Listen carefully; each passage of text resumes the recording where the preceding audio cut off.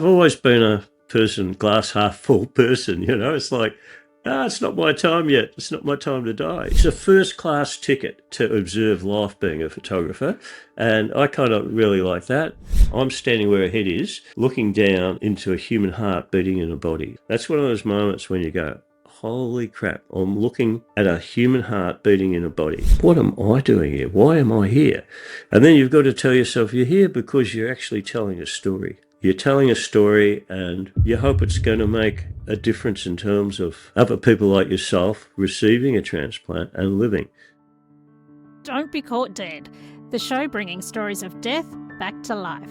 Here's your host, Catherine Ashton. Today I'm speaking with Andrew Chapman. Andrew is one of Australia's most respected documentary photographers with a career spanning more than 5 decades, capturing the country's social and political landscape. His lens has moved seamlessly from prime ministers to heroin dealers, from celebrities to shearers, offering an unfiltered and deeply human record of Australian life. With a particular passion for rural communities, the Australian bush and everyday people, Andrew's work reflects a lifelong commitment to authenticity. He doesn't stage or manipulate his images. What you see is what you get and what's there. As he puts it, he's never been interested in simply creating pretty pictures, but in leaving behind a visual record people can rely on. Andrew's work has been widely exhibited, and he is an author of 9 books, including Political Vision, The Farm, The Shearers, along with more recent titles like Fill the Frame, Working Dogs, and Woolsheds Volumes 1 and 2. Through his photography, Andrew has not only documented Australia, he has helped define how we see it. Thank you so much for being with us today, Andrew. That's a pleasure, Catherine. Now, tell me, I met you at the Giving Life exhibition that was, I think, in 2024, was it? Giving Life was over a number of years. That's the liver transplant exhibition. Yeah, that was at Magnet Galleries. I've had it at a few different places, so that's why I'm sounding a little bit vague on that. It's been held over a number of years at different places, and it was probably up at Magnet that you met me there.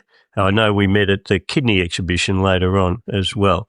Yeah, that's probably where we met. Sorry. Yeah, no, that's fine. And tell me a little bit, how did you go from something like woolsheds and politicians and heroin dealers to the 2 exhibitions we just mentioned then? Okay, so I'm fairly turbocharged as a person. I've got a lot of energy, and I've always been documenting things around me. I was starting to run out of steam around about 2000. As in, if I'm in the wool sheds in the yards with the sheep and the fences are fairly low and I'm a big bloke, I can usually straddle them and get over. All of a sudden I'm finding it's a little bit tiring jumping over and moving around and doing things. And I saw a doctor and they looked at me and said, I think you're a bit depressed. I said, I don't think I'm depressed. I'm not a depressive person. And eventually I had a second opinion. They did blood tests and I had high sugars, high irons. And the doctor said to me, I think you've got a condition called hemochromatosis, which scared the shit out of me, that name. It was a long name. Took a while to practice to say it and to spell it. Anyway, that said, I did have it, and it brought on diabetes, and I had an iron reference range of 4,200, which is extremely high. Generally, people are around about the 35 to 100 mark. And if you're getting over 100, you're starting to go high in iron. I was at 4,200, so I was heavily saturated. When you have hemochromatosis, you've inherited it. I can't tell you the technical genetic term, but basically you need both parents with the gene for you to have an active gene. My parents had 7 children. 4 of us had hemochromatosis. So my oldest brother, Chris, he had it, passed away from complications with it. And I've got a younger sister who has it, and my younger brother who also has passed away, but he had other complicating life factors that contributed to that, really. So, yeah, we sort of draw the short straw genetically. It's a funny thing, hemochromatosis. If you know you've got it, the easiest way to get rid of it is to just give blood. It's called venesection. And if you go to the blood bank and they take it out from an early age and they manage it, you'll never have a problem with it. But if you don't know you've got it, that's when the problem comes in. And I didn't know I had it.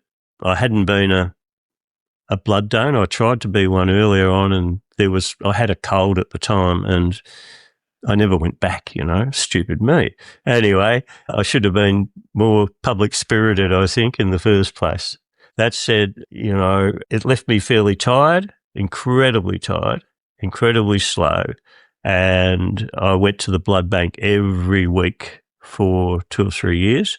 And they basically got the red cells, took out the red cells, and got me down to 0.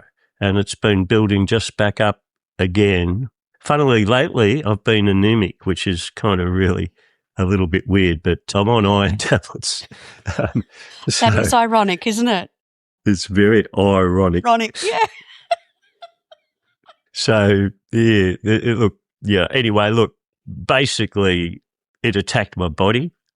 It attacked particularly my joints and my liver. Liver is the first thing it usually attacks because it's a great repository for iron. So it attacks the liver and, you get cirrhosis from it, basically, and then you're on your way to getting liver cancer and all sorts of other troubles. Cirrhosis is it's like putting a membrane over a filter. It's scar tissue on the edge of the liver, and that scar tissue is stopping the blood flowing through. So it's putting back pressure, and that's likely to cause small varices in the body to pop, so you can get, stomach and esophageal varices popping, things like that, and internal bleeds. So it's fairly important that you treat it as soon as possible. I just kept going, and I didn't realise until I was very sick that I was sick. So around about April, my brother we all got tested, and it was identified that 2 brothers and a sister had it. My brother, who also had a high iron level of 2,900, he gradually got sicker and sicker and passed away in 2010 from it. He just went yellow and, slow decline, hospital, palliative care. It wasn't a great death, but that was a big shock in the family. He was the first sibling to die.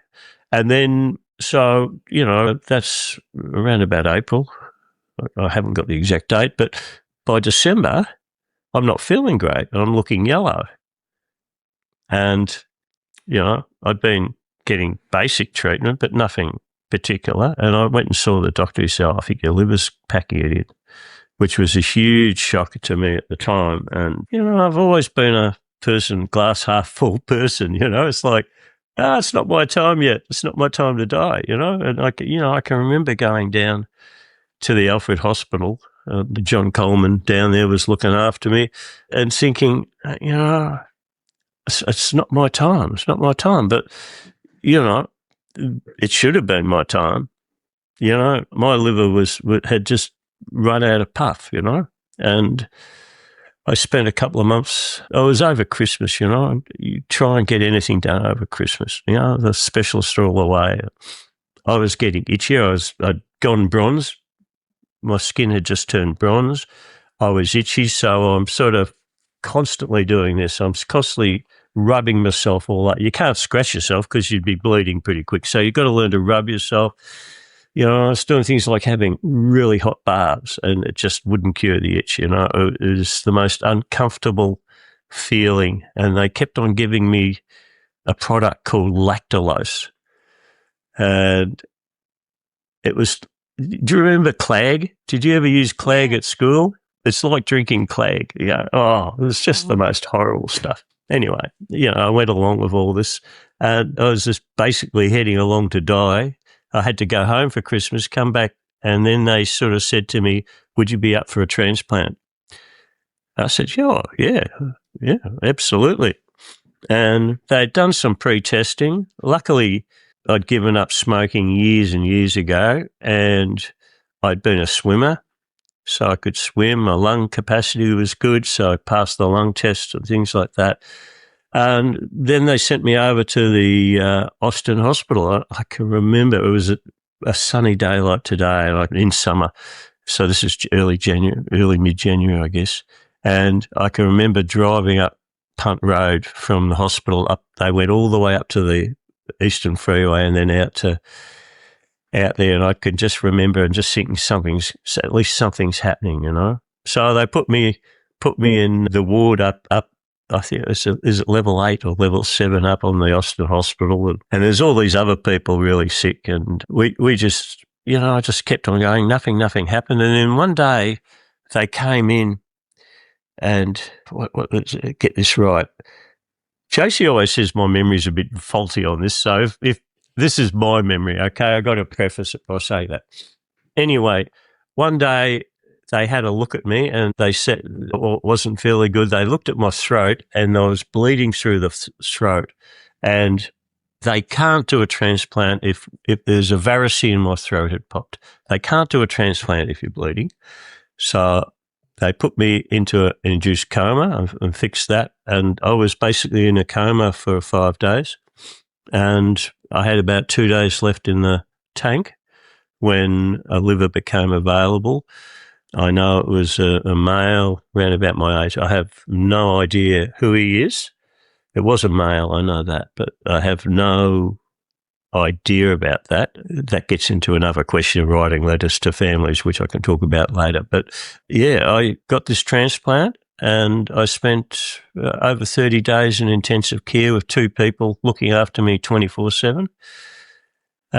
Gradually came out of that and the long trip to recovery and back to being a bother to everybody again.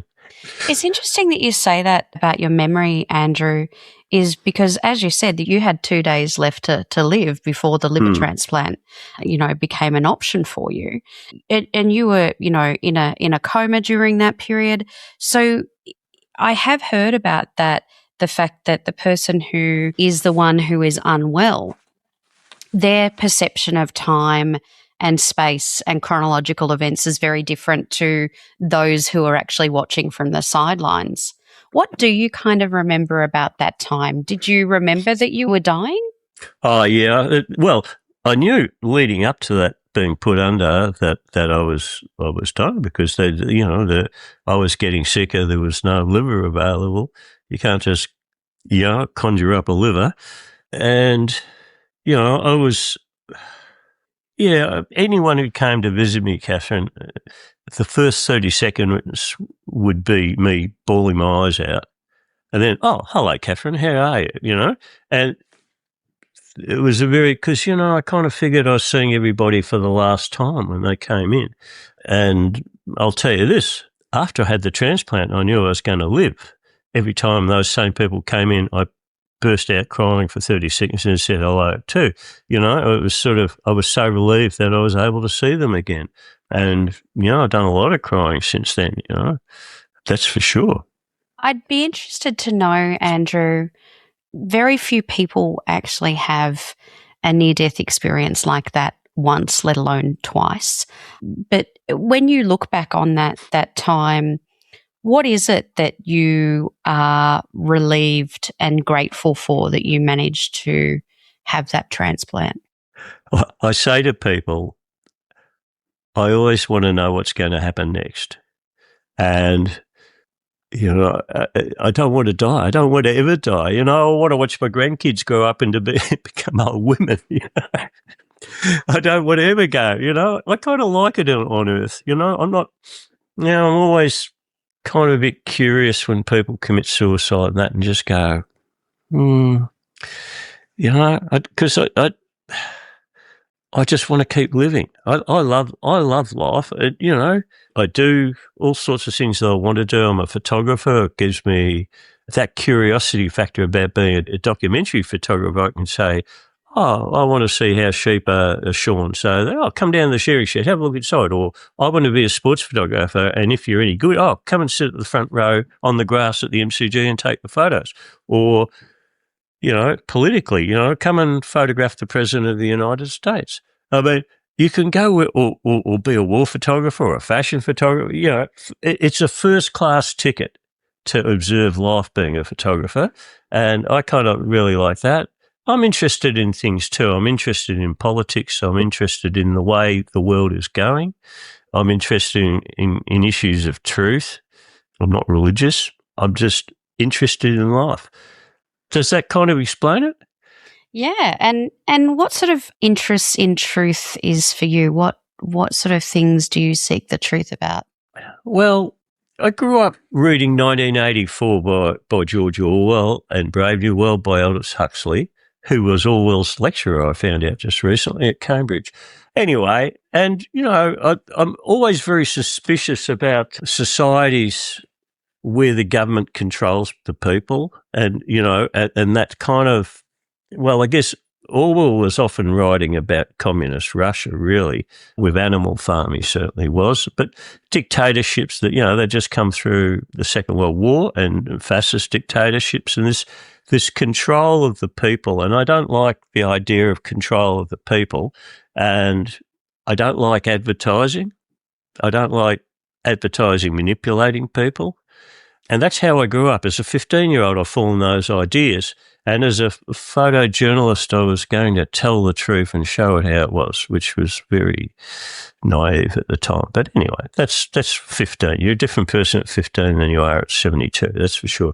We're talking a second ago about politics and my interest in seeing what happens next. You know that saying, you tell a lie and you tell it often enough, it becomes the truth? Mm.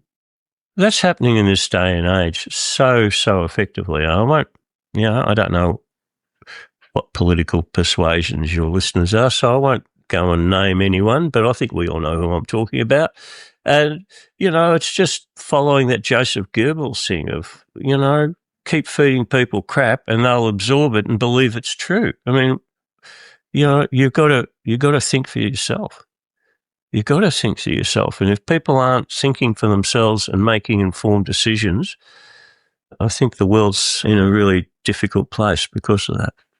And what was it when you were 15 that made you have this conviction? Well, I think, as I said, talking to friends, those two books in particular, I wasn't a great book reader. I'm still not I'm a great reader of all sorts of things, particularly news and that, but I wasn't a great book reader, But I must have talked to a lot of friends. I guess the anti-war movement, the counterculture of the late 60s, early 70s would have had a huge influence on that. We really felt that we were going to change the world and make it into a better place. That's what the late 60s and 70s was about, was trying to make the world a better place, to stop things like Vietnam happening where, the projection was that, it's they used to call it the domino theory and that the communists were going to come down country by country and invade Australia. Well, no, they weren't. I mean, God, if they got to North Queensland, I think it just wasn't going to happen. All these governments, they try to put these doctrines in your head, and what's going on in Iran at the moment and the Gulf of Hormuz and the amount of disinformation every side is feeding into it, What's this, the saying that in war, the first casualty is the truth. Well, none of us have got a clue what's going on there and which way it's going to go. And, it's ultimately about another story. It's really all about oil. It's about who's going to control the oil and who's going to control the world economy. They don't care if Americans die or Iranians die or Iraqis or Saudi Arabia. They don't care who dies. All they care about is the oil. Sorry, I've gone way off topic there, but No. those are the things that have always interested me, And with the work that you've done, I know you very well from the Wool Sheds series that you did. and that behind the scenes, and those beautiful wool sheds. Where did that come from? Because they're all over the country. Came from an old girlfriend, actually, old girlfriend at art school. Yeah, and this is back in 1976. She came from a small sheep property in central Victoria, and we went up there, and I went to my first wool shed, 1976, and I'm guessing it was a soldier settler shed. It was that fairly basic square tin shed that so many were built after the Second World War. And it was three or four stands, and dark and dingy, and little shafts of light coming in. There's beautiful old oil. The wood, the lanolin gets into all the timbers as the sheep move around or are dragged across the floor. And there was action. There were old crusty-looking people, blokes with weathered-looking faces, and I just took photos. And 76, I wasn't a great photographer. I knew a little bit about it, but I got a couple of shots. It's probably more by accident than design, but I got a couple of good shots. I thought, oh, that's pretty good. And then I kind of just got going with it and went back and did some more sheds and a lot of, I gradually learned a little bit about the country way of life, I guess. Country people, country people are the best people, They're honest. They'll do anything for you. If you're driving around and you want to, my first book was a book called The Shearers, which came out in 2005, and it was basically started with that 1976 shed I was told you about, another couple of other big sheds, and I took the images to a publisher, and the editor there, she said to me, oh, these are beautiful photos. She said, the only problem is they're all in Victoria. She said, you're going to do a book, it's got to have a national appeal. Well, there's the first lesson for me.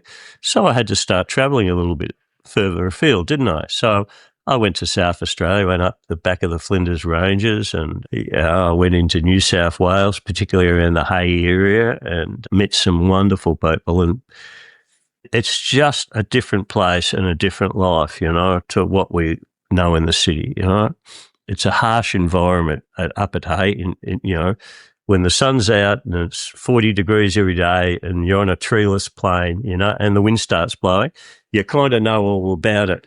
And, I just got to love that. I got to love that. Everyone knows about the inner part of Australia, but this is what I call the inner circle, which is around Australia, which isn't the desert, but it's dry rural areas, It's not highly productive, the green areas, which are like the Yarra Valley or the Hunter Valley in New South Wales or whatever, or out near Toowoomba, et cetera, et cetera. This is when you go a little bit further away from the Great Divide, and it just dries out very rapidly. And when it decides to turn wicked, it turns really wicked out there. It can be really good, of course. And, these people who, they're kind of like the fringe dwellers. They're hanging on. And, some years are good for them. Some years are terrible for them. They don't have great services. They don't have the hospital. You need to go to the hospital at Hay. Well, you drive a couple of hours to Griffith or down to Albury Base Hospital, or if it's serious, you've probably got to drive to Melbourne or Canberra.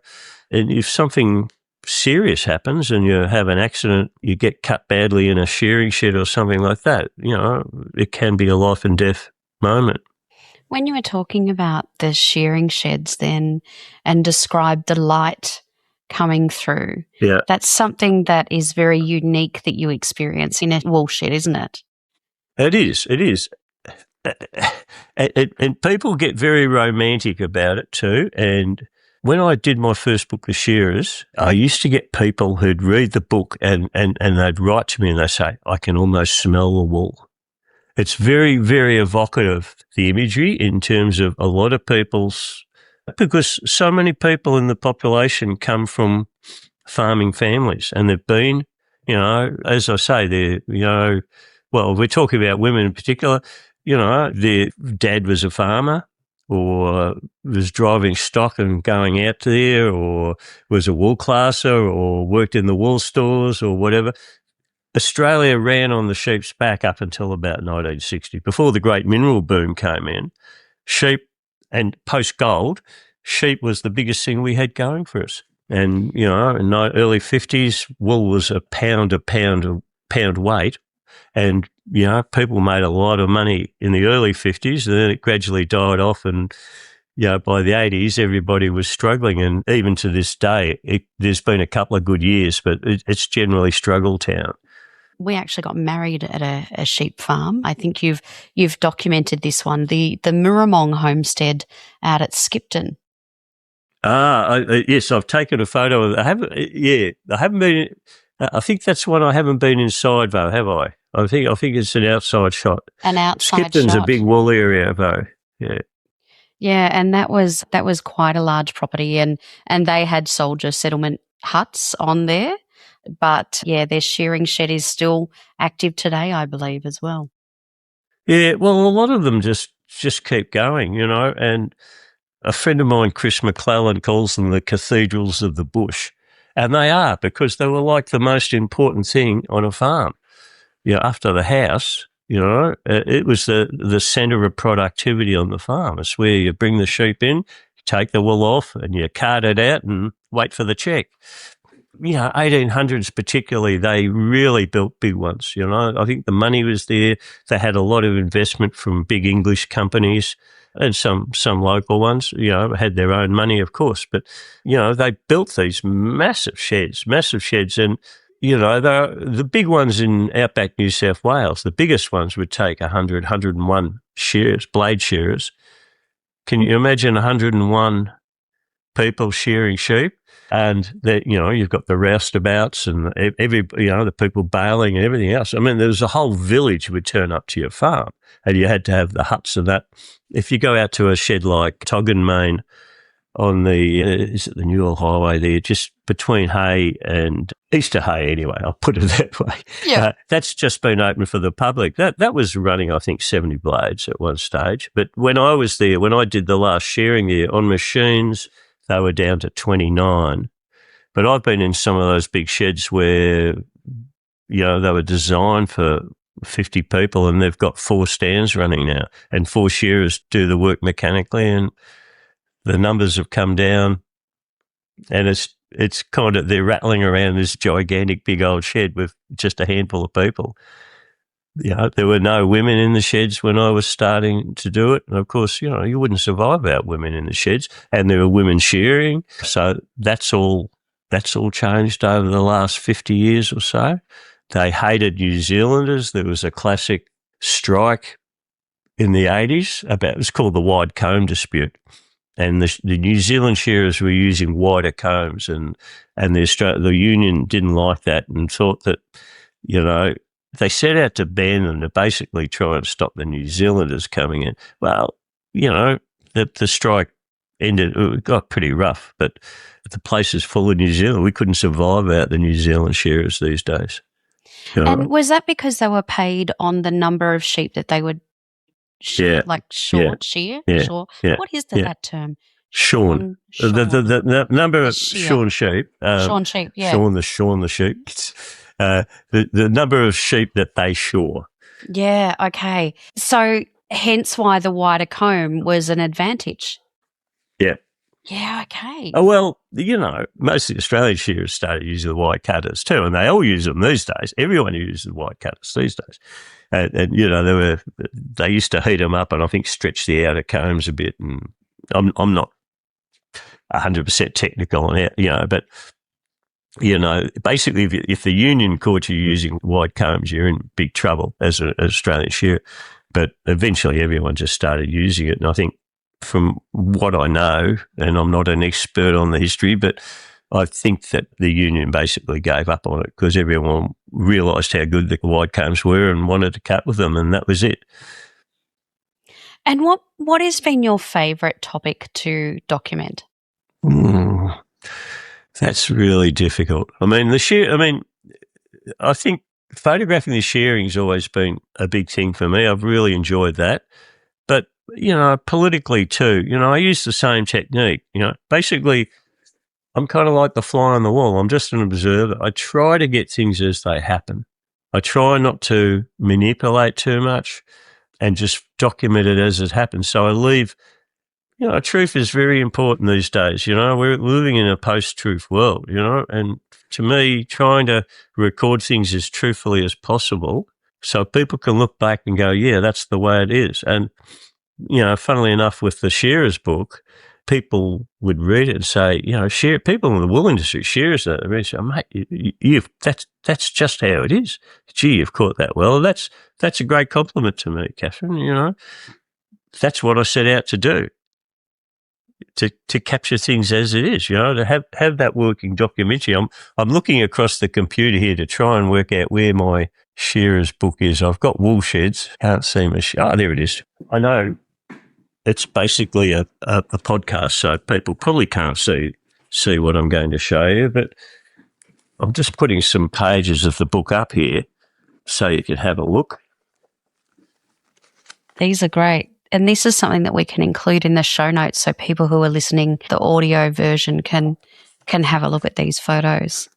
But if anyone's ever seen a wool classing table before, they're generally very large and wood and slatted, and they're amazing to feel because the lanolin, as Andrew was explaining previously, has all gone into the wood. So it's the most beautiful patina and feel to it when you actually touch it. And yeah, just phenomenal. Well, can I keep going with that just for a minute? Because Sure. there's a theme that runs through just about all my work. You talked about the patina, and the patina, I've got a term which I call the mark of time. And I like photographing things that represent the mark of time. Now, that may be an old shearing shed, but it may be a human face as well. And I think that older people are much more interesting photographically than younger people generally.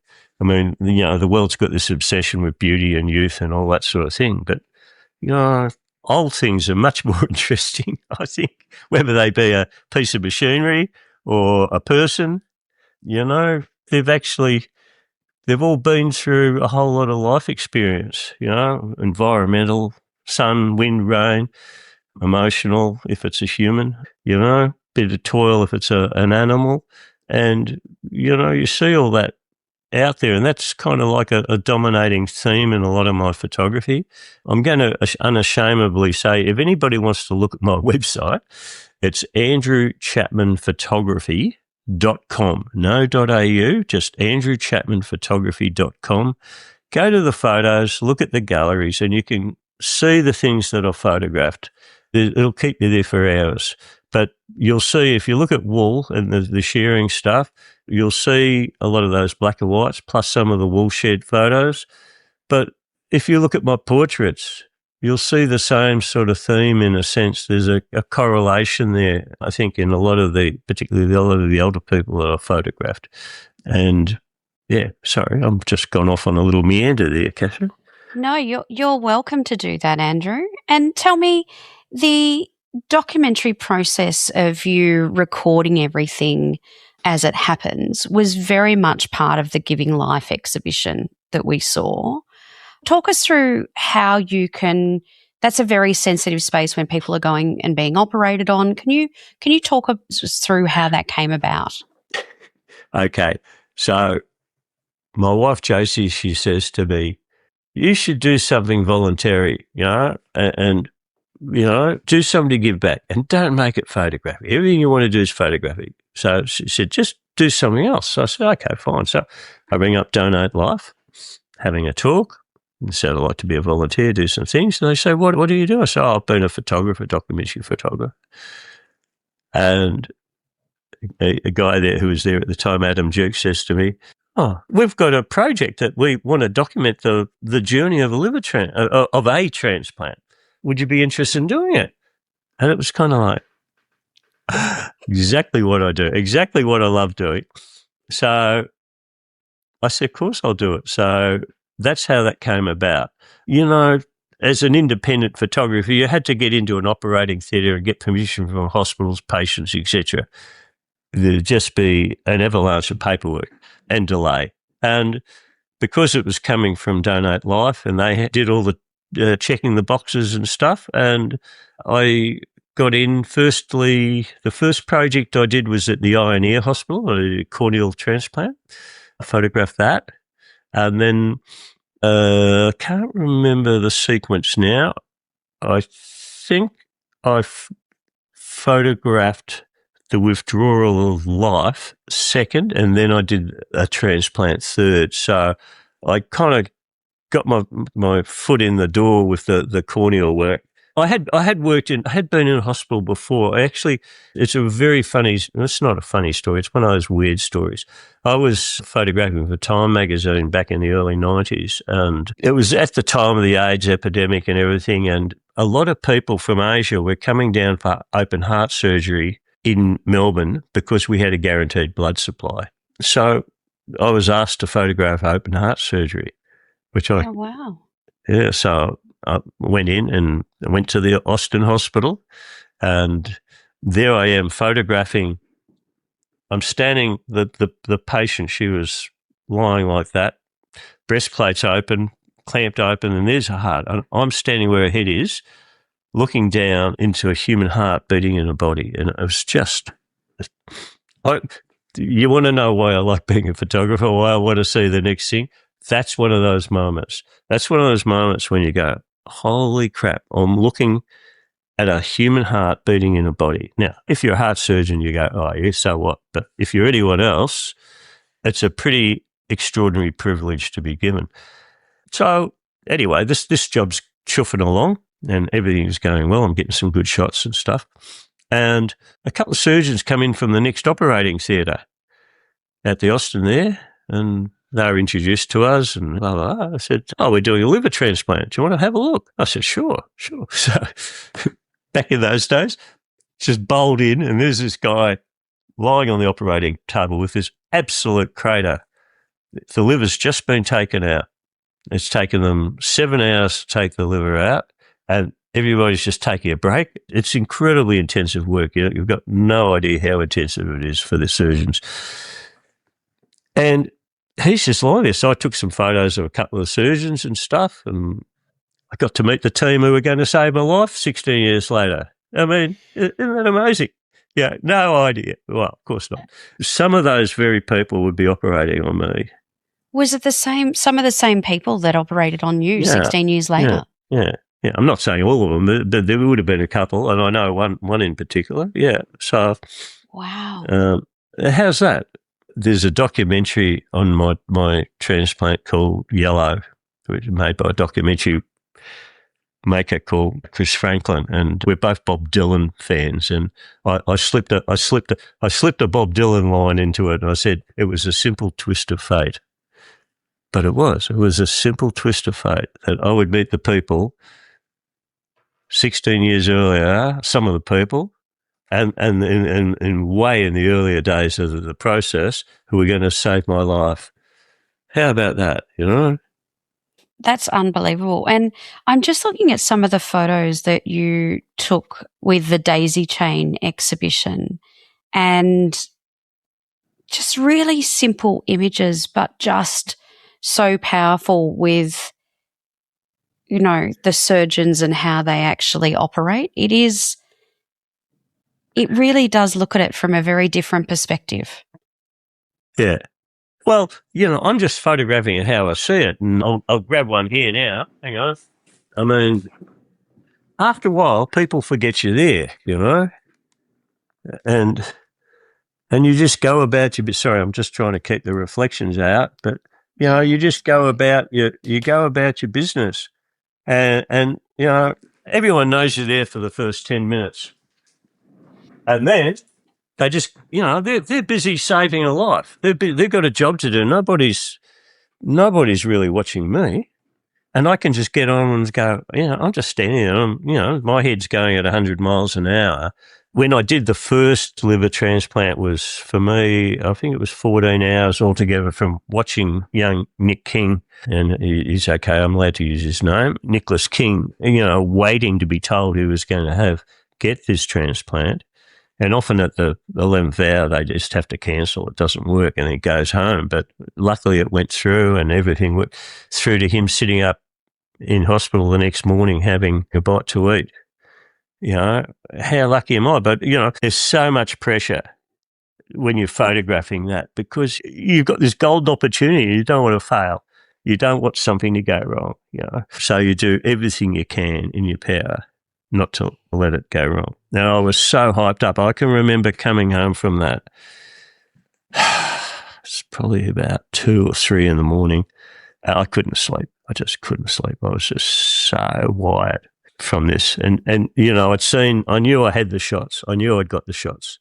Yeah, it was just such a buzz for a photographer. There's been a couple of times like that. Like I got in the back of a car of a couple of heroin dealers back in the late 90s using film, which was a lot harder because you had no instant recall whether you got it or not. These guys were dealing. They were dealing heroin to people on the street. There was an epidemic in Melbourne, and we're doing a story for Time magazine. Anyway, I got in the back of these two guys, and they were selling and then injecting, and they were injecting up into their necks. And I got this shot. Sometimes a photograph comes to you, Catherine. Sometimes you're in the right place at the right time, and the photo presents itself, and all you basically got to do is click the shutter. Now, I'm probably oversimplifying that a hell of a lot, but sometimes it lands. Sometimes it lands in your lap, and this was one of these days. And I got this shot, and it never got used, unfortunately. It was pretty graphic, but those are the moments. I can remember going back to the darkroom in those days, which was in my friend's studio in Fitzroy, and processing the roll of film and taking it out of the developing tank and holding it up to the light. Photographers can read negatives, pretty easily. There's a sheet of negatives there. You can see. We know how to look at them, and we can basically see. We kind of reverse it in our brain. We know when a shot's there, and I can remember holding these negatives up and doing this little G in the darkroom because I got it. And when you get those moments when you're doing jobs, it's just great. And the liver transplant on Nick, there were so many great moments there. And I mean, I didn't have to get it within a few minutes. So I had 11 hours to really tune it and to work out if I'd made mistakes. So I got to say at that time, that was fairly lucky. But then, of course, the other part of the journey is the withdrawal of life support from a person. And I had to photograph that. And I kind of said in the documentary that Chris Franklin made, which you can actually get via the website if you go to videos, you can have a look at the documentary there. But, you're in ICU and they're withdrawing life support from somebody, and everybody's got a job to do, and you're just standing there taking photos, and you go, oh, what am I doing here? Why am I here? And then you've got to tell yourself you're here because you're actually telling a story. You're telling a story, and you hope it's going to make a difference in terms of people living, other people like yourself receiving a transplant and living. The person you're photographing, they're going to die. That there's no, they might live, or they'll jump up all of a sudden and come back. They're not coming back. They've gone and they're not coming back. And you try and photograph it as best as you can. I mean, obviously I had permission. I had permission from the person's parents who were elderly, that it was okay. The family had okayed it. I could have photographed the subject's face if I'd wanted to. I did, but I didn't want to use them. I actually managed to do it so if you have a look at those photos, have you seen those photos? I'm not sure if you have or not, but if you have a look at that Giving Life exhibition and the photos, I photographed the staff holding the patient's hand and stroking the head and caring right through to the end. And it was quite moving to watch that. That's an interesting choice that you made not to show the person's face. Well, I'd be very interested to go back and look at the whole shoot again and see what's there, but it kind of wasn't necessary to tell the story. You could see, I mean, when we had the exhibition, so many people came in and they looked at particularly a couple of photos are used where there's a doctor and nurse and another one of a young nurse holding hands and stuff. And people were just tears rolling down their face. I mean, I think I conveyed what was going on pretty accurately without necessarily, it's still sort of tangles me up a bit. I don't have any regrets about doing it. Absolutely no regrets, because I can tell you now, we ran that exhibition and it ran, aside from the time you saw it, it ran all over the place. It ran in country Victoria. It ran over at Flinders Medical Centre and in Adelaide. And I got a letter from a lady, and anonymous, that her husband had an aneurysm and had been medevaced down to Flinders from Darwin. And I think he'd been in ICU for about 28 days. But I think they initially hoped to bring him back, but it gradually became apparent that he wasn't coming back and he was going to be brain dead. And the woman and her son were walking past my exhibition near the ICU unit every day, and there were the photos, the whole sequence of photos, but particularly the one of young Nick King sitting up having his first meal after the post-transplant. And that mother and son made the decision for him to become an organ donor. And as a result of that, there were 5 life-saving transplants performed after he passed away. Now, I know I never thought I'd ever hear that, but I know as a fact that my photography was responsible for a decision that has allowed 5 people to have a life today that maybe wouldn't have. Some of those wouldn't have made it through because there's a shortage of organs, of course. So I don't have regrets about what I did. I think that's, and for all I know, maybe it's influenced other people to register to become organ donors. And they've also gone on to say, people, I just haven't heard about it. But to actually get that letter, that was a really big thrill for me. That's why you do it. And there is something very powerful about the way in which you capture the story and how you document it, that I'm not surprised that is the case. Well, I'm just doing what I know how to do. I'm a one-trick. Well, I'm not a one-trick pony. I'm not the world's greatest photographer. I'm a good photographer, though. I kind of know. I know that. And I'll probably grow pretty good veggies as well. But that's kind of me. That's there's nothing too deep going on there. I'm good at observing what I see and taking photos of it, and it's what I'm passionate about. I got the passion when I was about 15, 16, at 72 in June, and I still live for photography. It still drives me nuts. And given that you were given a second chance at life, what keeps you still curious? What keeps me curious? I think everything keeps me curious. I'm just, I'm interested in all sorts of things. I'm interested in new technologies. I'm interested in AI, for example, whatever's going on. And I'm always interested in that little 2 steps forward, 1 step back dance that technology and innovation brings. Social media or AI at the moment is the current question. Oh, it's going to ruin us. It's going to take over the world. Well, and maybe it will, but you can't stop progress. It's just, it's just going. I mean, for all the negatives of AI, I think medically we're about to hit an absolute acceleration in terms of cures or aids to curing diseases. I think the sky's going to fall in. Honestly, there's just this plethora of change about to descend on us. It's like the Industrial Revolution in 1800. It's going to come, and it's going to come really quickly.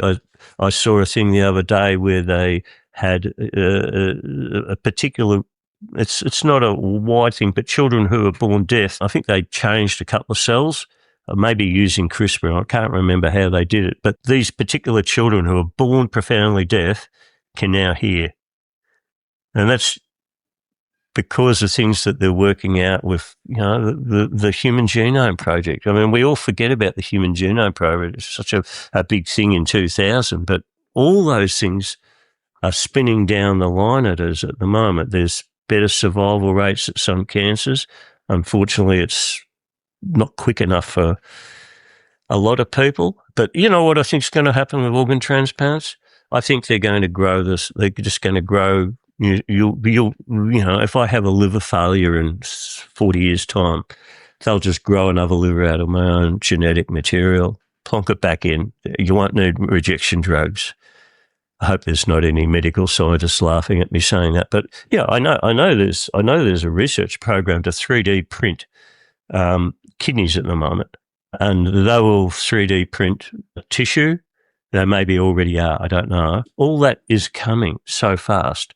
And like I said, I want to be alive to see the next thing. But one thing I know is if they solve one problem for you, it just opens up another one, So, yeah, I went from, I had my kidney was fine before I got sick, but all that lactulose and all that looking after me in the Alfred Hospital in the early days put my kidney to sleep, and it never woke up again properly.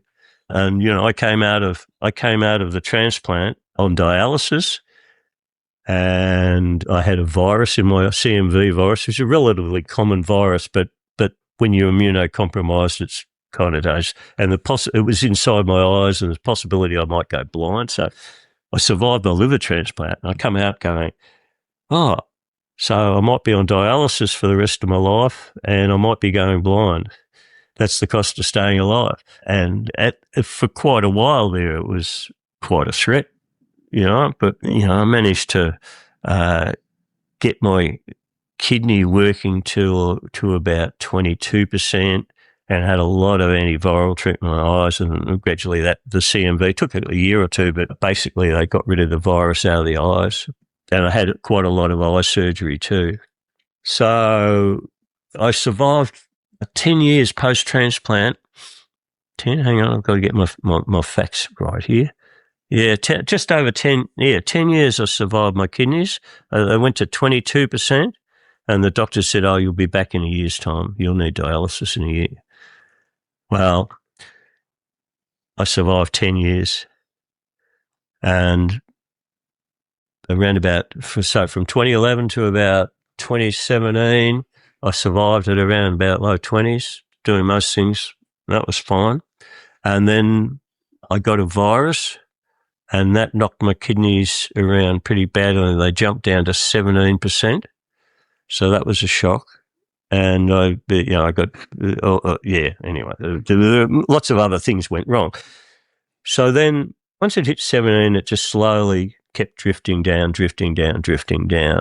And I thought, well, it is what it is. I'm going to end up back on dialysis. And then I faced another really interesting dilemma, a difficult dilemma for a father. My kids offered me a kidney, all of them. The three of them were quite happy to do this, but only my oldest daughter, Sarah, was really in a position, age-wise, relationship, family-wise, to be able to do it. And so I could do what you call a paired kidney exchange with her. And the test, we did the test and that. And I hadn't wanted to do it, the whole family ganged up, because I kind of thought, I've had my luck, and you don't take organs from your kids. There's a whole lot of really interesting questions you've got to face. And still, to be honest, still I feel a little bit uneven about it. It's actually my 5th anniversary in 2 days' time, and I'm going into town, take my daughter out for dinner, and she's as happy as a pig in shit about it, But it's always the fact that, what if something had gone wrong, that sort of thing. And, are you a selfish bastard, basically? And, there's probably a little bit of that there, but I'm not going to deny that. But, I've talked to surgeons about it. I've said, what do you think? The way I looked at it, it's such a common operation and it's got such a high success rate. It was just going to go okay, as it did, I might add. Now, if it hadn't, well, that's the question, isn't it? Anyway, everything's hunky-dory and everybody's really happy with what's happened, including the donor. And that's a lovely thing. But I was down to 8% kidney function just before I had that operation. I was still, funnily enough, you think you're in a pretty weakened state at 8%, but I was still able to swim a kilometre straight through in the pool on 8% kidney function. So some things I was able to do pretty well. Yeah, so I photographed an exhibition in the month before my transplant. I had a friend come along. Josie was horrified I wanted to go and photograph an exhibition. But a good friend of mine, Noel Butcher, came along and basically carried the bag, and he knew exactly my medical condition if something happened. Anyway, I photographed the exhibition. I couldn't go to the opening. I was in hospital. But we did a whole lot of historic wool sheds down around the Ararat district. And then slightly before that, the first time there was a hiccup and we couldn't do it. I can't remember what got in the way, but it was very upsetting for Sarah because she was geared right up. Me, I was used to hospital. I was used to the process. But for Sarah, it was such a big thing, first time. And yeah, anyway, there was a hold up. But the second time went pretty smoothly. Everything went fine. They'd all said to her, you will feel it more than your dad. You will feel you won't recover as fast. And Sarah's gym junkie, I'll be all right, blah, blah, blah, blah. What would you know? Anyway, she didn't recover as fast as me. So yeah, they brought her, eventually they put her in the private section of the hospital because she was an altruistic donor and she didn't need to. They put her in the private part of the hospital. So she wasn't kind of in the ward near me. So they wheeled her up a few days later and she came to see me, but she was very sore for a few days. And then, bit by bit, we all got better, week by week. And, the body can survive on one kidney quite easily. I've got a number of friends who are born with one kidney and it's slightly larger, I think, from memory. But, yeah, and here we all are. 5 years later, I'm still bugging people. And tell me, Andrew, as you've sort of alluded to and throughout the interview, is that you don't normally get to know anything of someone who donates an organ to you. Like you only know with your liver that it was a male. And so to actually have your own daughter donate and be aware of that, and as you said, there's many questions you asked yourself at that time. But given, 5 years down the track or 2 days off your 5-year anniversary, how has it impacted or has it impacted your relationship with your daughter? No, she still gets grumpy with me. It tells me to stop bugging her. But look, it has closer, that's for sure, and that. But we've just carried on the way we've always been. We've always been close. So, as I am to the other two children as well. But it's just carried on. And like I say, we try to celebrate it every year. And the kids think I'm very greedy because I have 3 birthdays a year. I have my birthday, and then I have my liver birthday in early February. And now I'm going for the third one, my kidney birthday in May. So, God hope if I have another one. It's a very extreme way to actually make sure most of the months of the year is celebrating you. It's an interesting thing, you go, well, how lucky can you get? And, I've been really lucky. Having said that, I would be interested in an islet cell transplant for my pancreas, being a diabetic type 1. Now, That's a cell transplant, so it doesn't. I don't think it involves anyone dying, but that would be kind of interesting if I could get the trifecta and cure my diabetes. But there's still a little bit of work. I think diabetes will be actually on the run in 20, 30 years' time. I don't think I'm going to see it, but like I said, this medical revolution that's coming, I think things like diabetes, that's going to be massive.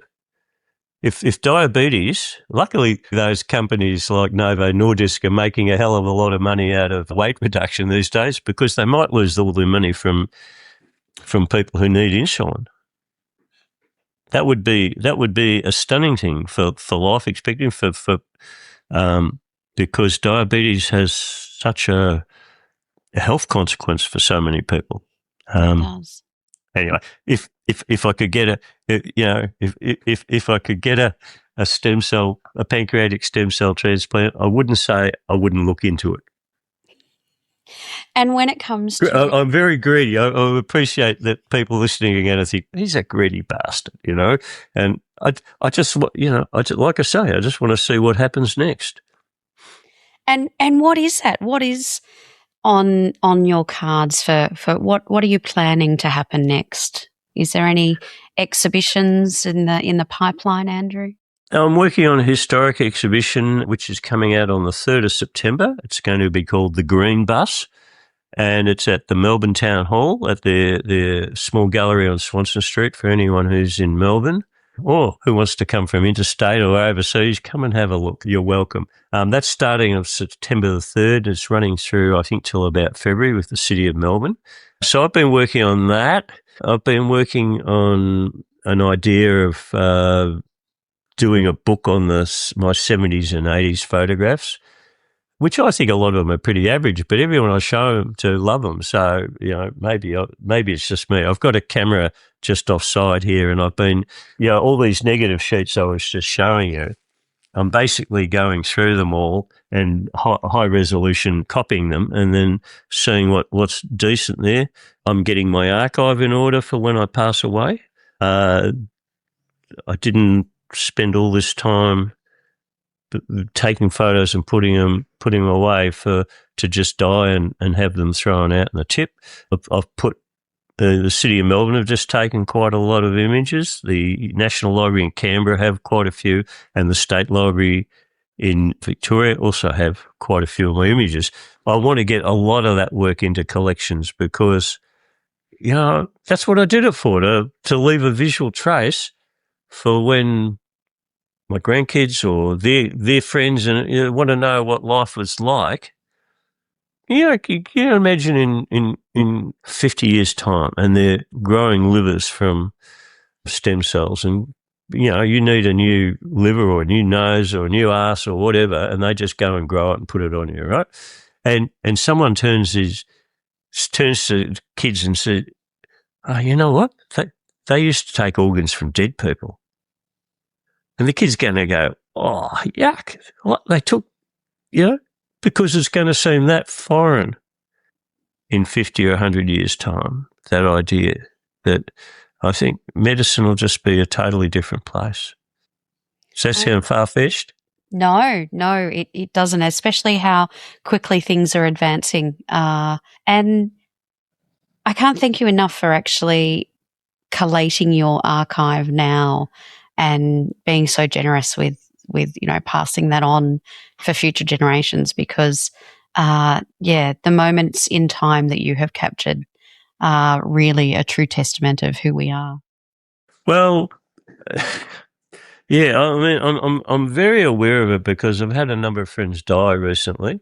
Michael Silver, before him, Jamie Messiah, Skip Watkins, Canadian-Australian photographer over in the West.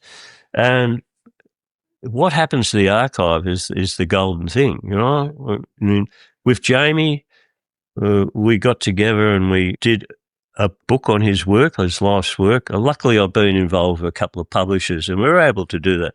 And it was only a small book, but we were able to do a book of it to celebrate his life's work and to leave something there.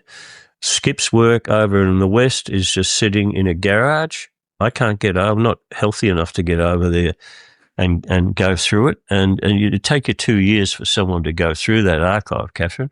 Michael's family are probably putting his together, but so many photographers die and the families don't know what to do with it. And if it's not catalogued and it doesn't have a file information attached to the visual file in the term what they call IPTC or basically a data attachment, if it hasn't been, you need to know, there's your photograph, you need to know who, what, why, when, where.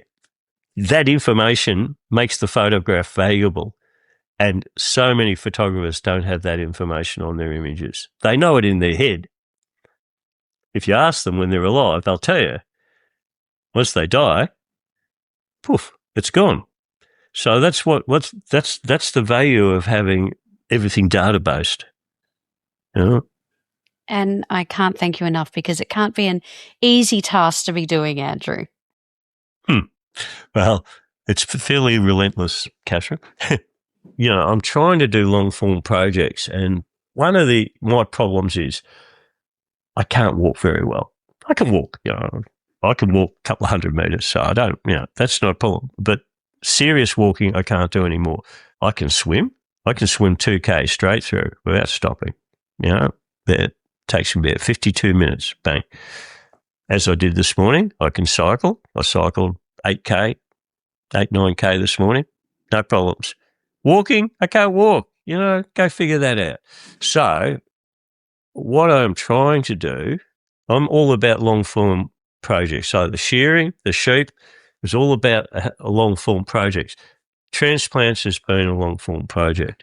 I'm hoping to be able to do a heart-lung transplant this year, and that's something that I've just been trying to get my health back together so I can do that. I had radiation on my head last year for a month, and I kept getting these skin things that just erupt everywhere, and that's from the anti-rejection drug. So anyway, I'm in a hurry to do a heart-lung transplant, and I'd also like to do a pancreatic stem cell transplant, photograph it, that is. I did say I'd love to have one, but I'd love to photograph it, because I think to have that long-form capturing of organ donation would be really good. It would be really good to do. A couple of years ago, a young lady I know had a five organ multi-transplant, which I was due to photograph. And after waiting 4 or 5 years, COVID knocked me out of being able to photograph it. It was a huge disappointment. She had the transplant and she's doing really well. So she'd probably be a really good interview subject, actually, because absolutely long form story of how long it took her to get that transplant, and in and on and off the transplant list and things like that. So I want to finish, that. I've finished most of the other long form things that I've got up. You'll see if you look at my photo galleries, there's a long bit on the power stations. I probably won't do much in the way of books and things anymore. It's just my leg mobility is my issue. I've been doing a lot of portraits where I don't have to walk, or even if, I can drive to someone's place, get the camera out, put the tripod in and work out where I'm going to take it. So it's not that I'm not photographing. I'm just not, if you go and have a look, I bought a drone as well, because I can put the drone up in the sky and take it to where I want to photograph. I don't send it kilometres out. Generally, I just use it to go up a bit higher. And if you have a look at my photographs page, if you go right down to the bottom, you'll see 2025 and 2026. You'll see what I'm currently photographing. So it's not that I'm not taking photos. I'm getting very good photographs, but I've just got to approach it differently as I head into my, older years. But I'm still interested. Yeah, I'm just still interested in being a photographer. Yeah, and I think it's amazing that, that you've just had the foresight to really do that archiving as well. When I was at the Gardens, there was a man Marmac, and he'd done all of this photographing of all of these brachyscome seeds and all of these different things that, for macro photography. And he was diagnosed with a life-limiting illness, and I went out and I kind of did an exhibition for him just at Cranbourne. And it was just so sad because, it wasn't documented. It didn't have the data, as you were saying. So it was limited with what you could take on from an archival perspective, because he wanted the gardens to actually take it all. And so the work of actually having all of that data, having it all there, because otherwise That's right. does just stay in someone's head, and you can't transfer that once they're gone or once there's decline, in someone's health. So yeah, it's just such a valuable thing to do, is actually have all of that important, information together with the collection. I know I've got a pottery collection. I collect Gus and Betty McLaren pottery from the 1950s. And I was fortunate that I actually met Betty in the last sort of 15 years of her life. And so I have the stories, I have the information, I have all of her right with the pieces that I've got, because it's all that provenance, which is so important. That's right. Yeah, it's provenance. Yeah. I can't thank you enough for your time today, for sharing your stories and your insight to what it is like to have been an organ recipient, not once but twice. Well, that's a pleasure. And look, I'm going to unashamedly just put in a little plug for Donate Life for anybody out there who isn't an organ donor and doesn't have a moral objection to it, to register with donatelife.gov.au. And I think from the homepage they can register to become an organ donor. And, it's not impossible that one day you will save another life, or one day you will need an organ. So what are you waiting for? Get on out there. I think that's absolutely perfect. And I would also say that website is good for those of us who once upon a time thought it was just part of our driver's license. That has all changed, and all through Donate Life. So you can even check to see what your status is currently. And then if you're not, you can go through the very simple and quick donation registration process. Thank you so much for your time today, Andrew. Hey, that's been a pleasure, Catherine. Thank you very much. Don't be caught dead forgetting to subscribe. And here are some more videos we know you'll love.